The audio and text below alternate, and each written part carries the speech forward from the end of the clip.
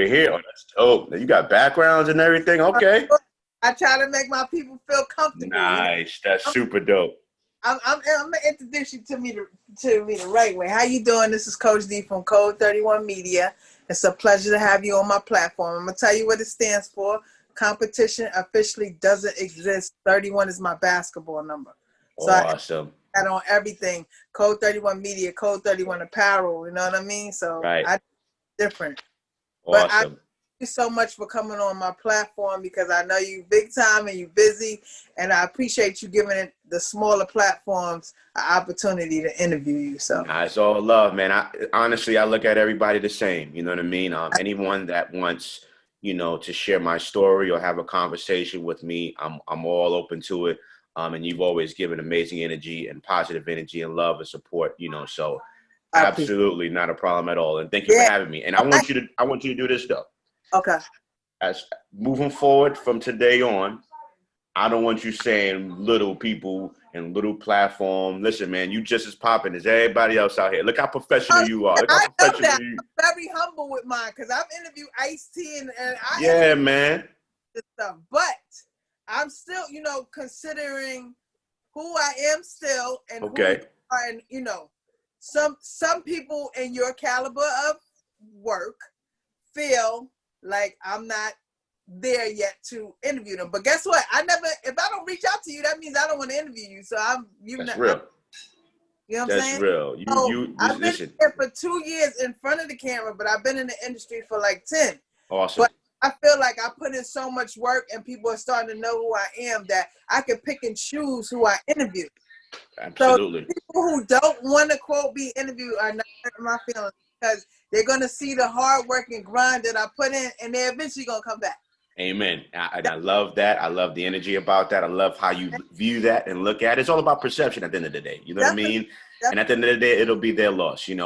All of these platforms that may have big followings and maybe big to people and the numbers, they all had to start one day. You know what I mean? So I'm down with being a part of the startup. I want to be a part of the beginning. So, when you do go to that level that you want to be at and been praying to be at least, you can be like, yo, I was in. I was on her joint. You know what I'm saying? When, when she was on the come up. Moments right here. I remember the people that took a chance and believed in me when other people try to overlook me. Right. So, like I said, when I do my interviews, it's not just about me interviewing you and it's, okay, I interview Amadeus and we move on. No, I want to network and build with you from this point forward. Absolutely. I love that. I do media. I coach basketball. I do clothing. I draw freehand. I do content creating. I did my first concert last year. SOBs, you officially booked mini concert. You know what I mean? So God is good. Like he's giving me so many ideas and stuff to work with. And sometimes you get people that say, oh my God, you're so great. And then it turns into animosity and jealousy. So how do you handle stuff like that? We're all human, so obviously it never feels good. It never feels good when anyone gives off any negative energy. Never feels good when anyone doubts us and our greatness and our talents, but it's a part of life. It's a part of everyone's journey. It's a part of how we move forward. And, I have my moments. I have my days where it sucks. You know what I'm saying? I'm gonna be, one thing about me, I'm always going to tell you the truth. I'm always going to be real and transparent because I feel like that's, how you truly be a blessing to others. Like today, the startup today was difficult for me because I'm seeing all of these albums and projects drop, right? And I'm like, well, damn, I didn't know so-and-so was working and so-and-so was working and they was in the studio and now all these albums and all these songs is out. And I'm like, damn, I ain't on none of these projects, man. You know what I'm saying? And I felt the way about that. And listen, I'm gonna tell you what I did. I said a prayer. I lit my sage through the house and took a few deep breaths and was like, and I talked to myself. I said, focus up, Amadeus, focus up, get where you need to get where you need to be mentally and do what you need to do today. Today's Friday. It's been a long week. The weekend is here, finish out strong. And that was what I told myself. And I sat down at the computer, sent my emails out, got some folders out of music to different artists and A&Rs. And I felt good and, had a little lunch and now we're here and I'm in a great space. Just the vibe and energy that you're giving me out the gate is amazing. So I'm grateful for that.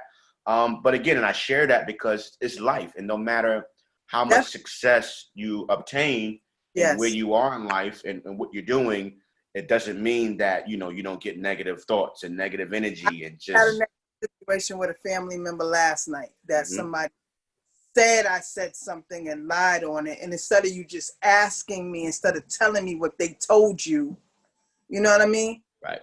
We could have fixed it, but you know what? The devil's a whole liar. That's right. Right. That's right. You see what I'm saying? I knew I had a big interview with you today. I'm actually gonna be on a platform later with like one of the #1 YouTubers on YouTube. Wow. So you saying God getting ready to bless me with a lot of things. So the devil, absolutely, he trying to entertain me, but we not entertaining. Gotta stay focused. You gotta, you know, it's gotta, you know, it's like a horse. You know what I'm saying? And when you look at a horse and it's carrying people on its back, you know, they have the things that blocks, you know, the side of, you know, their eyes, so they can't see to the left or they see to the right. The only thing they can see is, you know, either down or forward. You know what I'm saying? And that's kind of where we need to be in life, where it's like there's always going to be distractions. There's always going to be talk, chatter, you know, noise. But the crazy part is it comes from the people that's closest to you. Always. You see how hard I'm working, how hard I'm grinding. I'm on disability, so I don't have much. Wow. But with God, I have everything. Amen. Amen. So you don't need those extra distractions, especially from the people closest to you. But that's how it always works out. Right. But right. We're going to roll back. Before you became a producer, because you are a drummer, I see. Absolutely. And I'm also a drummer, but I got injured on my job, so I only used to drum for my church like once a year for Women's Day. Got you.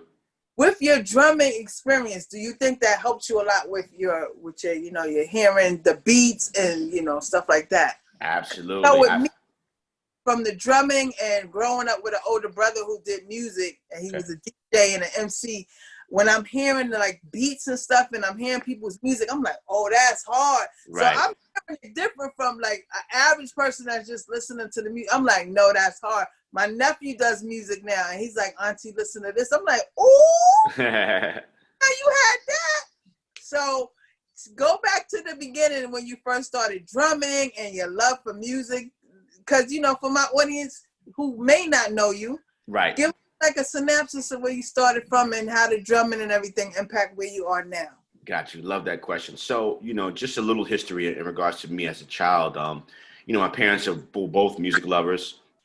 We had this thing, and I'm sure you're familiar. We had this thing where we called it cleanup Saturdays. And you couldn't do nothing and go nowhere until the house was spick and span. A lot of these youngins don't know nothing about that, but for us from the old school, where our parents ain't playing no games and make sure they taught you, you know, rules and values and how to take care of yourself and take care of your home, we had to do that, right?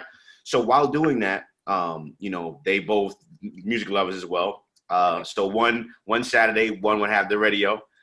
The next Saturday, the other will have the radio. So it's like a rotation of who played what. You know, my pops, the Bee Gees, Marvin Gaye, Chic, you know, to name a few. My mom's Africa Bambaataa, Grandmaster Caz, Melly Mel, you know, Hezekiah Walker, like, you know. So I was always surrounded by music. I obviously fell in love with hip hop. My parents sent us to Catholic school, me and my siblings, throughout our entire life. Went to a school called St. Augustine School of the Arts in the Bronx.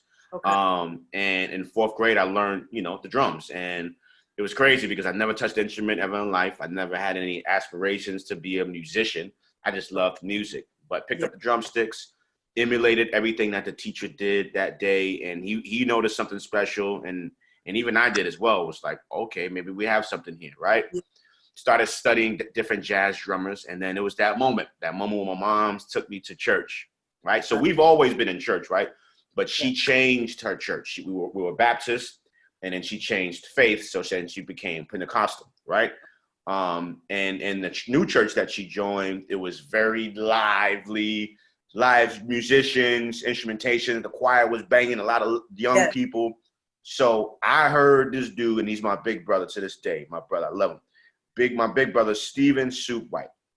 And he was on drums, and he looked like me, because a lot of the drummers that I was being introduced to from school were jazz drummers, and they weren't us. They weren't we were the same. You know what I'm saying? So when I saw someone who looked like me absolutely killing this instrument and making it sound amazing, that was inspiring to me. Like, wow, if I apply myself, if I take this seriously, if I fall in love with this instrument, this is what it can sound like. So we definitely relate in regards to church. The church is where, you know, I got on my sauce and spice and flavor and just vibe and energy and swag when it comes to musicianship. And I definitely want to take this moment to celebrate and to pay homage to my late, great bishop and pastor, Pastor Michelle White, who recently passed during this pandemic.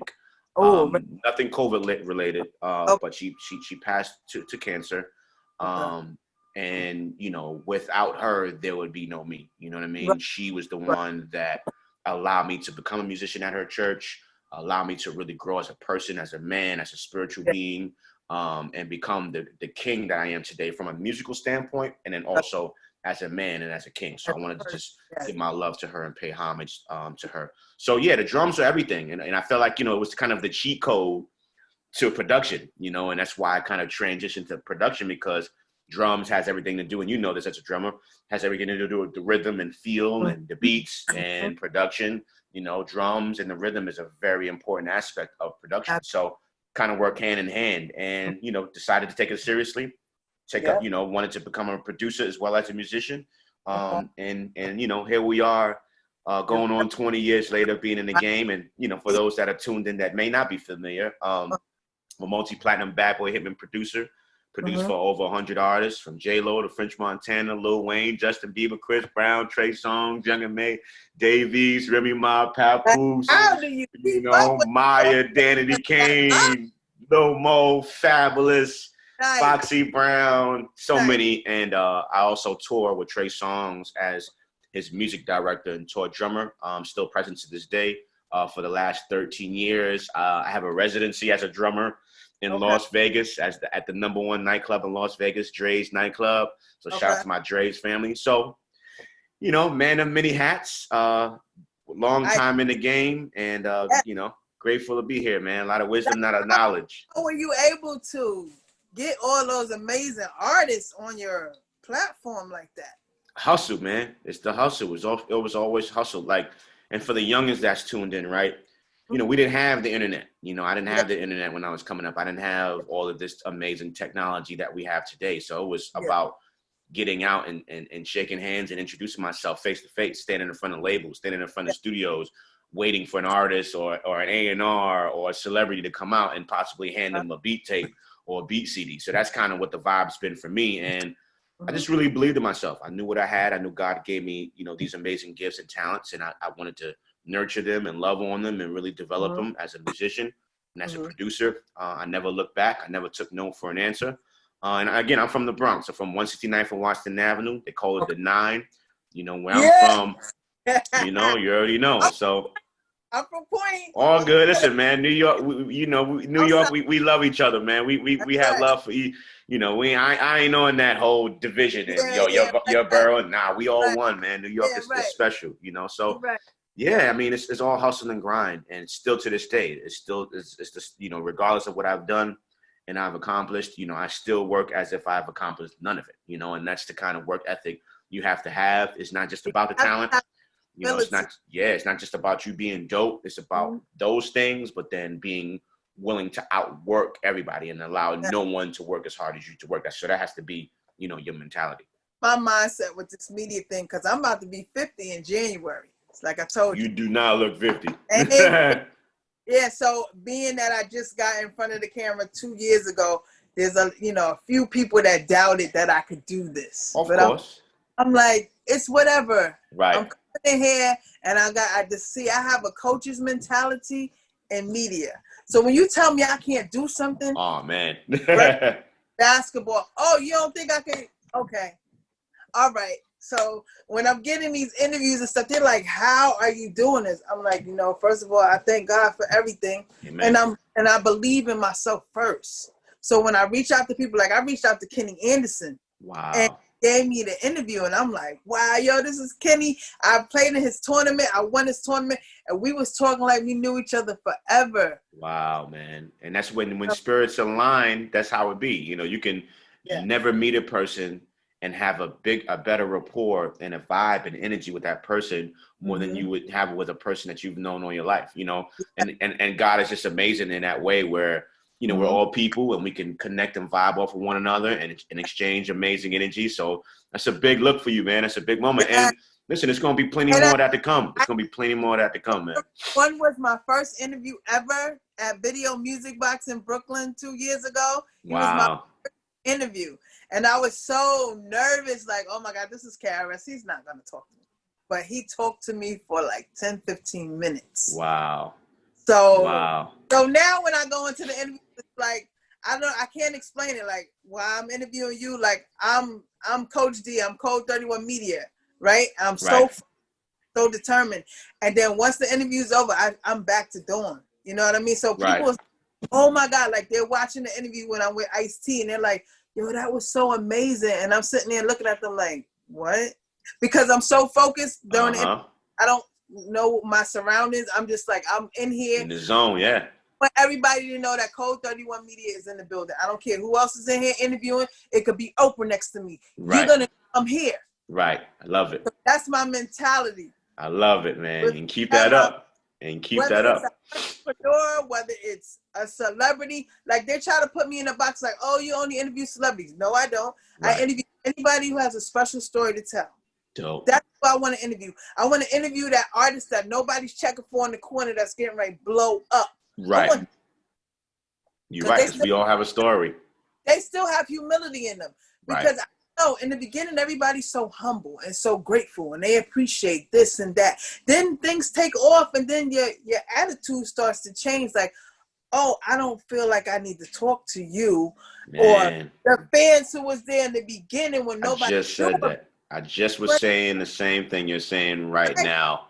Where humility go, and then once everything falls down for you, then you remember the you had in the beginning, but you should have kept that the whole time. I agree, and I just was saying the same thing, and it's heartbreaking, man, because like you said, you know, we're all human, and if you're blessed to do what you love to do every day, and God opens up these amazing doors that allows you to be well off financially and just, you know, having fame and people loving you and appreciating what you do.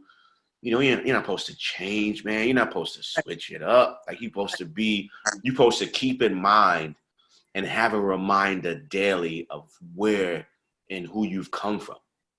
Like remember those times when, you know, if I'm from the projects, man, remember those times when you get in the elevator or you get in a building and none of the elevators work and you got to walk up 16 flights, you know what I mean, to get to your apartment. Remember them times where you get in the elevator and there's manure on the floor, pee in the corner. Like remember when I'm not a project baby. I come from a private home with both and so I only experienced that when I coached and I actually had to go get my baby. Visit. Yeah, man. Shout out Basie Projects, 40 Projects, right. Yeah, that's where I'm from. I'm from where I had that experience. Yeah. You know? But when did you first know that I am Amadeus? I'm the producer right now. I'm that dude. When did you know? I always had a certain level of confidence, right? But as in regards to recognizing who I was as a producer, I don't know. I mean, I guess the moment that people started kind of tapping into my gift, you know, so when artists would, you know, oh, that's dope, you know what I mean? Because I knew it was dope. I knew I had heat. I knew I had what it takes, right? But I think it's kind of a defining moment when people acknowledge and recognize that. Like, it's a great feeling. I could be sitting there making beats all day saying it's fire, but if I'm the only one saying it's fire, you know, how good do you really feel at the end of the day? Like, how accomplished do you really feel? So, you know, shout out to Foxy Brown, because Foxy Brown was the first artist that I had the privilege of working with and releasing my first placement in an actual record out. And you know, I didn't have no name as a producer. I wasn't known. I didn't have any placements, no resume. And she gave me a shot, which is really a big deal. And every time I'm discussing this, I always mention her name because, like, as you mentioned, people blow up, come up, you know, work with all these amazing people and then forget, you know, who started it all. So I always like to pay homage to Foxy Brown and highlight her for giving me a chance and when no one did. You know what I mean? So I think that was kind of the defining moment where I'm like, okay, I'm here, I'm Yeah. on. You know, I got so much further to go musically because it's only one placement, one song, but that just kind of like solidified me Like what personally. doing? Have you talked to her recently? Yeah, she recently celebrated a birthday during the pandemic. Okay. So you know, I reached out to her via DM and just wished her a happy birthday. You know, put up a pretty dope post, and she really liked it and appreciated it. And you know, we spoke in quite some time via DM. And she didn't want to believe that I spoke about her every interview I did. So I had to like prove to her, like, she's like, no, you ain't talking about me. I'm like, yo, like, why wouldn't I? Like, you're the first person to give me a shot. Like, no one would know who I am or want to work with me unless you would have. I mean, yeah. So I always do that, man. I always do that. Ralph Daniels from Video Music Box. He works at the Queens Public Library. Right. He told me to come over one day, and he sat me down for 35 minutes because I know so many people come up to him. It probably is yourself as well. Like, yo, let me get down. But he said, listen, I want you to create your own lane, create your own path. Don't rely on nobody else. Yo. Make them know who Coach D and Code 31 Media is. Wow. So I thank him so much for that because he didn't have to do that. Right. But he knows, man. He knows what it takes, you know? You know what I mean? And I remember those things, like I said. Like you remember Foxy, I remember him. I remember a lot of people that have given me opportunities when everybody else overlooked me. Right. Shout out to Rick Hooks from Game Over, official game in New York City. I'm working with him now. I'm getting ready to work with Tony Love, the voice of the Brooklyn Nets, on his sport. Nice. The only female. Nice. You know what I mean? So it's a blessing. So I thank God for this opportunity with you today. I'm grateful. Now, what have you done differently from in the past now that we're in the pandemic and you have access to the internet? How do you change up how you approach working with artists now? Right. So everything I've been doing, which is why we're here now, you know, everything I've been doing, you know, virtually, using online and using social media to kind of, you know, move forward with the pandemic that we're facing, unfortunately. And it's been going pretty good. I'm a person that I love the face-to-face thing. I like being in the presence of. I would have rather have done this live and face-to-face, but, you know, just due to how serious. And then we will do it. Oh, yeah. Absolutely. Yes. Absolutely. But, you know, you gotta move right, man. You got to protect yourself. You got to protect your loved ones. And even though it's something that I would love to do in live, you know, it's like, nah, you got to make the right move. So that's why we're here. It's been going good. You know, I think the most important thing for me during this time was to make sure that I was in the right mental space. Okay. So I haven't done a lot of work musically during these last 7 months or so. You know, but I was been making sure that I'm okay and I'm well, taking care of myself, taking care of my body. Started bike riding about a month ago. I'm not really a runner and, you know, a person that likes jogging and, you know, Well, I hurt my knee outside of training, but I'm going to get back to that as well. It's definitely, you have to be healthy. Yes. Them bikes, I do it every day. Every now and then, if my schedule doesn't allow, I might take a day off or two. And then even if I do that, I'm like pissed. You know what I mean? So it's become something that I really love and depend on to just keep me right from a physical, you know, point, but then also from a mental as well. So that's kind of where I'm at. I'm kind of getting back into the music scene. Slowly but surely, you know, a lot of people are releasing music. A lot of people are back in the studio doing their thing. So definitely looking forward to, you know, working on some new records with artists. Now, work with an up and coming artist? I always do. The thing, you know, I give back a lot to them.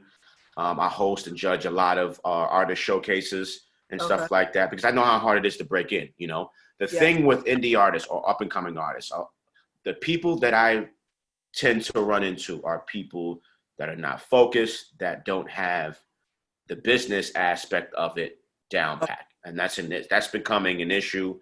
And it's kind of a turnoff, just being real, when, you know, you're trying to give people opportunities and you're trying to open up those doors to work with people that may not be of a Chris Brown level or a Trey Songz level, right?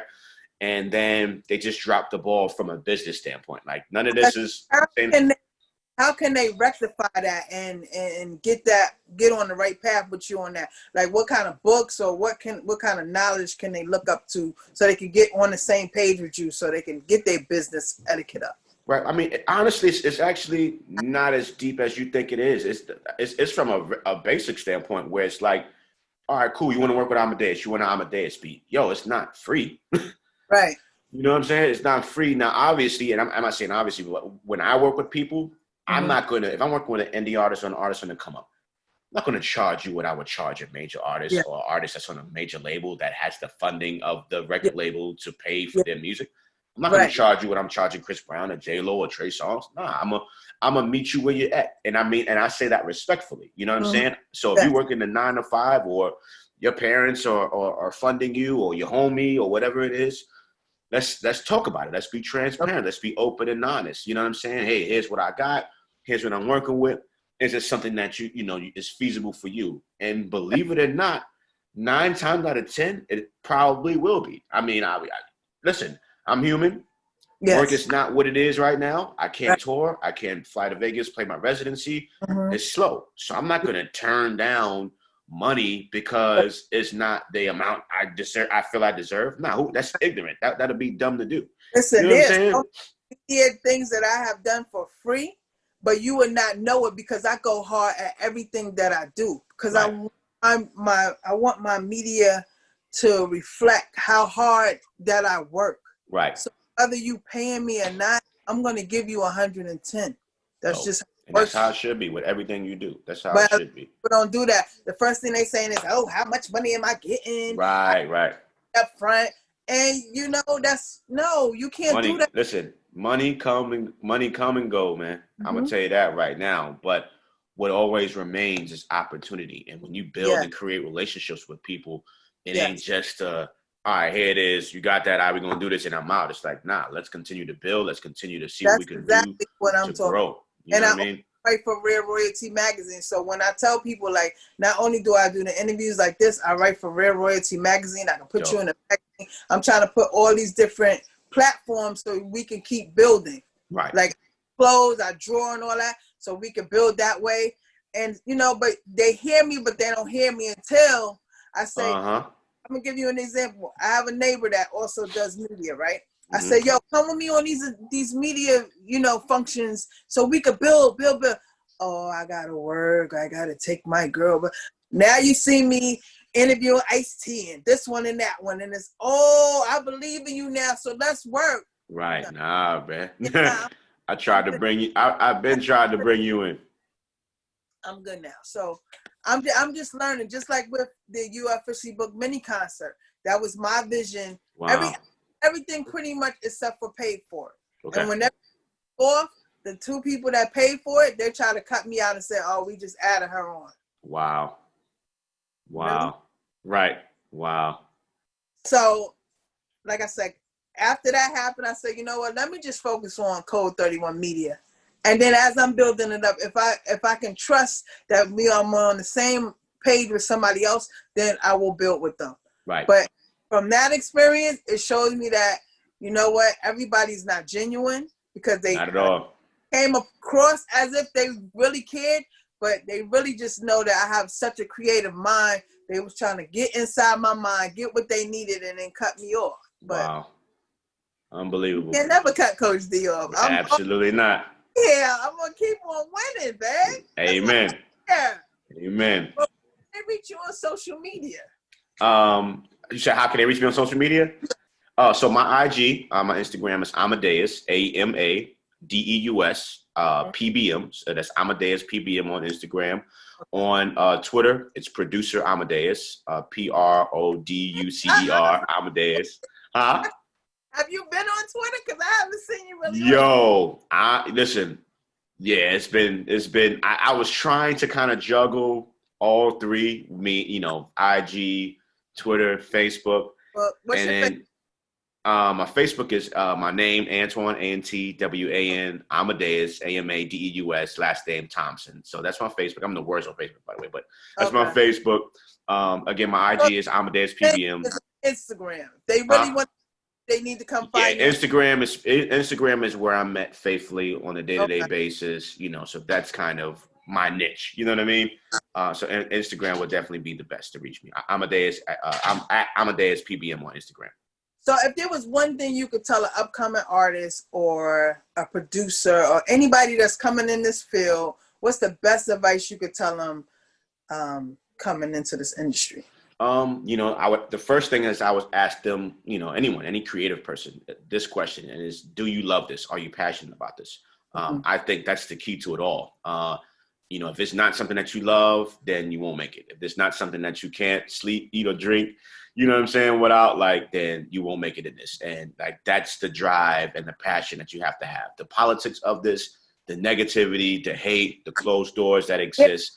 Deal with that. How do you know somebody's genuine when they're coming to you, or if they're trying to say, "Oh, let me try to get in with him so I can get to them"? Right. I mean, it's about. I always ask and pray for God to give me the spirit of discernment. So that I can feel. You can be saying something, but when I look you in your eyes and we feel the connection between one another, I can feel or sense whether it's real and genuine, or if it's something of a person that's being an opportunist, or if it's a person that's, that's a one night stand in a way in regards to a business level. You know what I'm saying? So that's kind of something you got to feel. You have to feel. You have to be prayerful that God gives you that energy to feel when people are not for you, right? So, again, it's got to be a love and passion. The second thing I would say is you got to be authentic. I think authenticity is very important, for you to be who you are, who you truly are, not trying to be like someone else, not trying to be it's cool to be inspired by, it's cool to be influenced by, but you have to be your own person. You have to be who you are within. And when you give that off to the world, whether it's artistry, songwriter, producing, media, we are who we are, right? And we all have our own fingerprints, and us having our own fingerprints allows us to be the only person in the world with that fingerprint. And that's our superpower. You know what I mean? That's no one is D. No one is Amadeus, right? And Definitely. no one. You can try to emulate. They only made one me. Nah, it's only one. It's only one. You could try to copy everything I do, but it's not gonna come out the same. Never. It's cook. You know what I'm saying? One. Same recipe, but you're not gonna have that same taste. You know what I'm saying? Right. You're not gonna put that love in there like I'm gonna put that love in there. Exactly. And then basketball. These men basketball coaches out here, they actually, I walked away from basketball a couple of years ago because of that. But how can you be mad at me when I have 200 kids out here staying out of trouble, doing good in school, respecting their parents? How could you be mad at me? And I did it for free. Right. Wow. You know what I'm saying? But sometimes people, and hear me clearly, this is for you, right? This is for you, and this is for whoever else can need it. But right now, this is for you. Okay. When God places things in you, right? Whether it's your gifts, whether it's your talents, whether it's your passion, your desires to be a blessing to others, right? People on the outside, when they see how good you are, when they see how effective you are, and how you penetrate through to those kids, and then really value you and love you and respect you and honor you and listen to what you have to say. A lot of people don't like that. A lot of people become intimidated, by your gift and who you are as a person, right? And even though you say, you've walked away from it, listen, man, I'm gonna challenge you. There's been plenty of times when I wanted to give up, and I'm just being real. Whether it's music, whether it's production, I'm gonna go even a step further. Today, I was like, maybe it's time, man. Maybe it's time to just give up on this production thing. And not so much give up, but just because the nonsense that comes with it, the nonsense that surrounded the negativity, I'm just not with it. I'm not with the faith. You know what I'm saying? But we can say that, right? And then 5 minutes later, God shows us a sign, or opens up a door, or creates an opportunity, or allows me to have an interview and just hear you speak, right? And then something just clicks in your mind and in your heart, like, how you gonna quit now, man? God done brought you so far, and I say that to you, where it's like, I know you put it down, but nah, man, I want to challenge you to pick it up. Don't ever put something. Eric from Game Over, right? So he has me doing the media part and filming, and so he had me filming at high school basketball tournament, right? Mm-hmm. So I'm just supposed to be filming the game. But no, his team is down by 20 points. Coach D kicks in. So I start coaching them behind the camera, and they come back and they win. So I know, so you know what I mean? He's like, I can't even use this footage because you was coaching.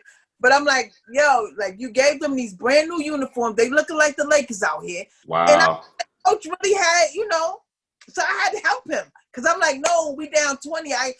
The coach in me can't let us lose. Right. Wow. And I actually got an inbox from one of my former kids last night, like, Coach, I love you. You was the best coach I ever had. Mind you, this kid 5 years ago gave me the hardest time. I know, yeah. Now she's telling me, Coach, we got to get you back. We love you. You know what I mean? And so It's like crazy. Right. So listen, never, and this is for you and everybody that's tuned in, man, never allow anyone the satisfaction, right, of you throwing in the towel based off of their opinion or non-support or the hate, you know, that or the you know that or the love that they didn't give you when you do and what you love to do. Like never allow, because at the end of the day, this is your journey, right? This is your legacy. This is your passion. This is your legacy. You know what I mean? Like, and no one on earth has the power to control your destiny. Right. I don't care who they are. I don't care how powerful they are. I don't care how dope they are. I don't care how much money they are. Like, the only one who has control over us and our destiny is God. And we know for a fact that he instilled these blessings in us, these talents, these gifts, these passion for us to use it, not put it in our backpack and put it away or put it in storage somewhere, you know, and let it collect dust. Nah, man, it's for us to use. And we're doing God a disservice. Period. Yeah. You know what I'm saying? So receive that message for those that may have these challenges just like you. And I'm even speaking to me today. Like, receive this message, man. Don't let what's happening out in the world, you know, or what's happening around you knock you off course. Stay on course, stay focused on what's within. You know, like I said at the beginning or in the middle of the interview, man, just like that horse that's riding through the city, you know, moving forward. We ought to stay present and we ought to move forward. We're not to look backwards. We're not to look to our sides because, you know, think about it. And I said this the other day. If you're driving in your car, right, and you're driving, you doing a speed limit, you 50, you 55. Yo, if while driving, foot on gas, if you did this, what you think's gonna happen? I didn't say you pressed the brakes. I didn't say you pressed the brakes. I didn't say you was at a stop sign. I didn't say you was at the light. I said you were driving on the highway doing 55 like this, and all of a sudden you went like that. It's an accident. It's a complete accident. Same thing. 50, you 50. Look, you 50 and you here. You 50 and you here. The point is, focus forward. Like look forward. And not just, and I use that as an example so people can get exactly where I'm coming from with my point. In life, stay present, stay in the moment, and look forward. Absolutely. That's it. Everything you've been through, everything you've overcome has created who you are today. Yes. All of those roadblocks, all of the potholes, all of the stops, all of the doubt. Have a second dream, because my only goal in life was to be a professional basketball player. Right. But I got on my job working with special ed kids. I tore my rotator cuff, so that dream away. But my mother said your first gift from God was drawing, which it was. So that's when I developed my clothing line, Empty Pockets, and then I did Code31. Now I'm doing Code31 Media. And what I try to tell people is I'm not willing to sacrifice my mind, body, and soul for this, none of that stuff. I know it's going to take me longer to get where I need to go, but I want to take that journey. Amen. Because I want to earn it honestly, and I don't want to hurt nobody on my journey to get where I need to be successful. Right. I love it. So before you go, say your name and say, it's Code31. You know what it is. It's the King Amadeus, multi-platinum producer, musician, all that good stuff. And guess what? It's Code31. You heard? For the win. Let me get a quick picture of us. Okay. And go. I appreciate you so much. No doubt, man. Did you enjoy the interview? Yeah, this is really dope. That's what's up. We're gonna do a part 2. Absolutely, I'm down with that. And I'm gonna introduce you to my nephew because Okay. he shocked me. Like I didn't think that this boy had, he played basketball and everything. Like the music, I don't know. Like his mom passed away 5 years ago. Okay. My brother passed away in 2009. So I think something inside of him, like that music, is just bringing everything out in him. And I'm a proud auntie, and I really want you to meet him. So, like I said, I do clothing and everything like that. So we will definitely build offline and everything. And if you know of anybody that can come on my platform that you think I can interview, let me know. Done deal. Guys, thank you so much. Man, thank you. Great job. I enjoyed this. I'm proud of you, man. And again, stay the course. You got this. Stay the course. I will. Thank you so much. Definitely. Peace and blessings. All right. Bye-bye.